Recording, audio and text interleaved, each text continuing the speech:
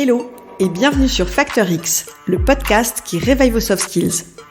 Je suis Anna Martineau et je suis convaincue qu'on peut devenir de meilleurs managers, de meilleurs vendeurs, de meilleurs communicants ou encore mieux collaborer au sein d'une équipe si on décide d'investir dans notre savoir-être. J'ai donné vie à ces convictions en fondant My Learning Store, un organisme de formation spécialisé dans le développement des soft skills en entreprise. Ma vision, c'est d'inspirer un maximum de personnes à développer leurs soft skills parce que je sais que c'est la garantie de l'employabilité, du bien-être et de l'équilibre. Et c'est aussi pour ça que j'ai lancé Factor X, le podcast qui va littéralement réveiller vos soft skills. Ici, je vous livre des pratiques qui marchent pour réveiller votre truc en plus, libérer votre potentiel et devenir une meilleure version de vous-même. Aujourd'hui, on continue notre aventure d'une meilleure connaissance de soi et on va parler de nos croyances limitantes. Vous savez, cette petite voix intérieure, celle qui vous dit « fais ci, fais ça ». Cette petite voix qui nous guide, oui, et qui parfois aussi dicte nos choix, surtout dans notre vie professionnelle. Aujourd'hui, on va plonger dans l'univers de nos messages contraignants. Préparez-vous, ça va être intense. Alors déjà, qu'est-ce que c'est les messages contraignants ? On les appelle aussi souvent les drivers, et ce sont ces petites voix internes, ces croyances qui ont tendance à nous pousser dans certaines directions, même si ces directions ne sont pas toujours ce qui est mieux pour nous. On peut dire que ce sont des messages qu'on a internalisés, souvent pendant notre enfance, à partir des attentes et des comportements de nos parents, des profs à l'école, ou d'autres personnes qui pouvaient avoir de l'autorité sur nous. Par exemple, moi je me souviens, mais alors très bien, de ma prof de danse classique. Elle me disait tout le temps, avec son regard noir, « ça va pas, continue jusqu'à ce que ce soit parfait », quand j'essayais, avec une grande douleur, de faire le grand écart. L'horreur. Bref, ce sont des petites voix qui nous disaient comment on devait se comporter, ce qu'on devait faire pour être accepté ou valorisé. Ces croyances limitantes, on les a entendues pendant toute notre enfance et ça a fini, à un moment donné, par régir nos comportements et ça, malgré nous. On devient alors une combinaison unique où chaque personne va donner une importance plus ou moins grande à tel ou tel message. Et évidemment, à l'insu de ce qui est bon pour nous, sinon ce serait pas drôle. Et ces injonctions, elles vont finir par générer des frustrations, de l'incompréhension, de l'insatisfaction, avec des conséquences évidentes comme la dévalorisation, la pression permanente, le stress, le manque de confiance en soi, et j'en passe évidemment. C'est Taibi Kahler, le père de la ProcessCom, qui a identifié et qui a mis des mots sur ces messages contraignants, qu'on appelle donc aussi les drivers dans l'univers de l'analyse transactionnelle. Et on dit qu'il y a 5 drivers principaux. Le premier, c'est « sois parfait ». C'est ce qui nous pousse à viser la perfection à tout prix. Le deuxième, « dépêche-toi ». Nous ressentons une urgence constante, comme s'il n'y avait jamais assez de temps. Le troisième message contraignant, c'est « fais des efforts ». C'est ce qui nous pousse à croire qu'on doit toujours lutter et que rien ne vient facilement. Le quatrième, « fais plaisir ». On ressent le besoin de rendre heureux les autres, souvent au détriment de nos propres besoins, et c'est ça qui est compliqué. Et le dernier message contraignant, c'est « sois fort ». Et c'est ce qui nous fait qu'on ne montre jamais nos faiblesses ou notre vulnérabilité. On doit montrer qu'on est fort. On peut être influencé par un ou plusieurs de ces drivers à différents moments de notre vie. En prenant conscience de ces schémas, on peut choisir d'agir différemment et de façon beaucoup plus saine pour nous. Le premier driver, soit parfait, c'est celui pour ceux d'entre nous qui se sentent le besoin d'être constamment parfaits, qui ont besoin de tout faire à la perfection. Et pour être honnête, c'est tout à fait moi. Par exemple, quand je prépare l'animation d'une conférence pour un de mes clients, je m'entraîne, bien sûr, ça c'est logique, mais presque à outrance. Je repasse 1000 fois sur ma présentation. Je suis jamais contente, jamais satisfaite. Je fais des modifications jusqu'à parfois la dernière minute, mais vraiment, pour l'améliorer. Alors que, franchement, c'est pas toujours nécessaire, ça je le sais bien au fond. Mais c'est beaucoup plus fort que moi. J'y arrive pas autrement. Le problème, c'est que cette quête de la perfection, ça nous rend inefficaces et ça peut augmenter notre niveau de stress. Le driver dépêche-toi, c'est le compagnon des travailleurs constamment pressés. Prenons Clara par exemple, elle est chargée de projet et elle est toujours en train de courir d'une réunion à l'autre, elle saute les déjeuners, elle croit qu'elle sera valorisée seulement si elle fait tout rapidement. Mais être rapide, est-ce que c'est vraiment efficace ? Pas sûr.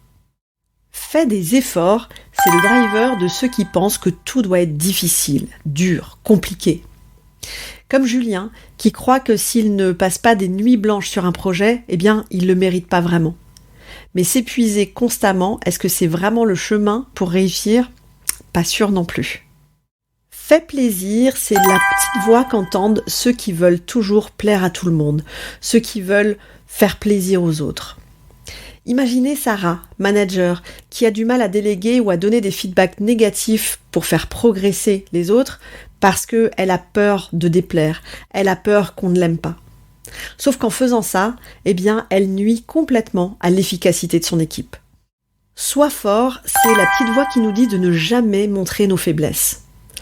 Marc, chef d'entreprise, cache ses doutes, ses peurs, parce qu'il pense que c'est le seul moyen d'être respecté. Sauf que cette façade, ça l'empêche de créer des relations authentiques avec ses équipes, avec ses partenaires. Pour identifier vos drivers dominants, faites attention à votre dialogue intérieur. Qu'est-ce que vous vous dites tout le temps dans votre tête ? Quels sont les mots ou les phrases que vous vous répétez souvent ? Prenez un moment pour réfléchir à ça. Je suis certaine que vous allez vite trouver de quoi il s'agit. Il y a une autre méthode aussi pour identifier vos drivers de façon beaucoup plus concrète, mais je vous en parle à la fin de l'épisode, c'est ma petite surprise du jour. Ces drivers, ces messages contraignants, même s'ils sont bien ancrés dans nos têtes, bien enracinés chez nous, c'est pas pour ça qu'on peut pas en sortir. Les reconnaître, c'est déjà la première étape pour pouvoir s'en libérer ensuite. Et pour chaque driver, il y a des techniques. Pour sortir du soi parfait, l'idée, c'est d'accepter que l'erreur est humaine et donc, vous aussi. Et si, comme moi, vous avez besoin d'apprendre à lâcher prise par rapport à ça, par rapport à votre perfection permanente, vous pouvez par exemple pratiquer la technique de la to-do list réaliste. C'est-à-dire que chaque matin, vous allez rédiger une liste des choses à faire pour la journée. Mais ne mettez ce qui est vraiment réalisable dans la journée et pas ce que vous aimeriez faire si tout était parfait. Ça va vous permettre de fixer des objectifs réalisables et d'apprendre à accepter que tout ne sera pas parfait dans votre journée. Vous pouvez aussi commencer votre journal de gratitude. Tous les soirs, notez 3 choses pour lesquelles vous étiez reconnaissant ce jour-là. Ça va vous aider à voir que tout s'est bien passé dans votre journée et à force, ça vous permet de prendre du recul même si vos journées ne sont pas toujours parfaites. Si vous êtes coincé dans le driver dépêche-toi, une technique assez simple, c'est la technique Pomodoro. Utilisez une minuterie pour travailler intensément pendant 25 minutes d'affilée, puis faites une pause de 5 minutes. Répétez ce timing tout au long de votre journée ou pour vous concentrer réellement sur un dossier important. Ça vous permet de rester bien concentré justement sans vous sentir débordé. Une autre technique qui marche, c'est de planifier vos pauses. Intégrez intentionnellement des pauses dans votre emploi du temps.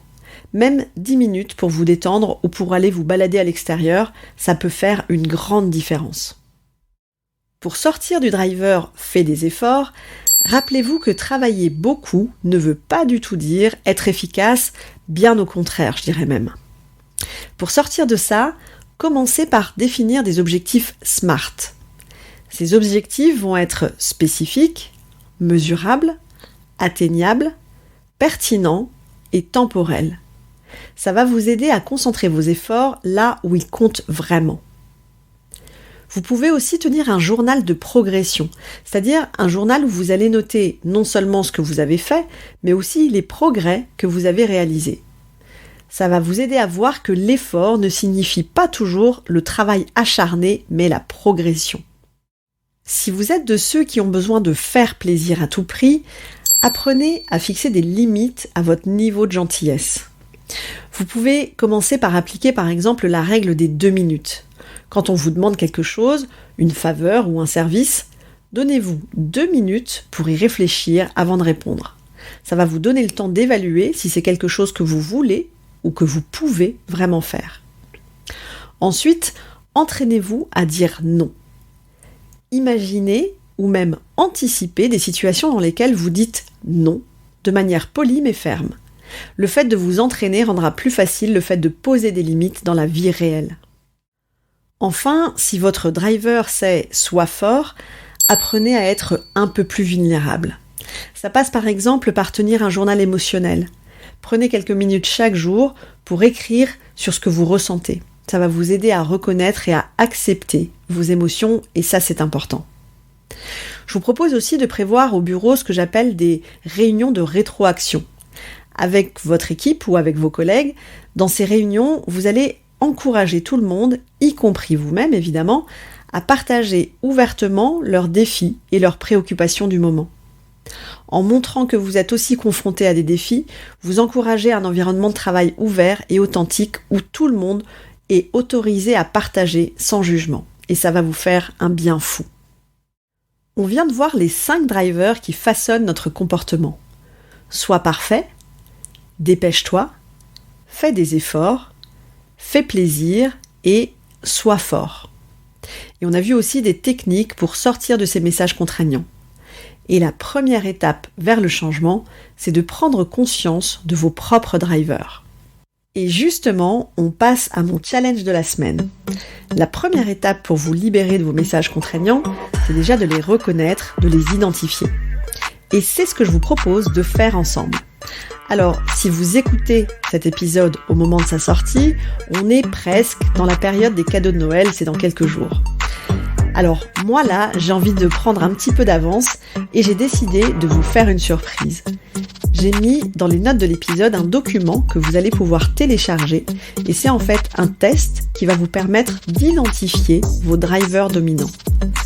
Donc, il ne vous reste qu'une chose à faire, courez dans les ressources de l'épisode, faites ce test et partagez-moi vos résultats. Contactez-moi sur LinkedIn pour en parler, ça me fait toujours super plaisir.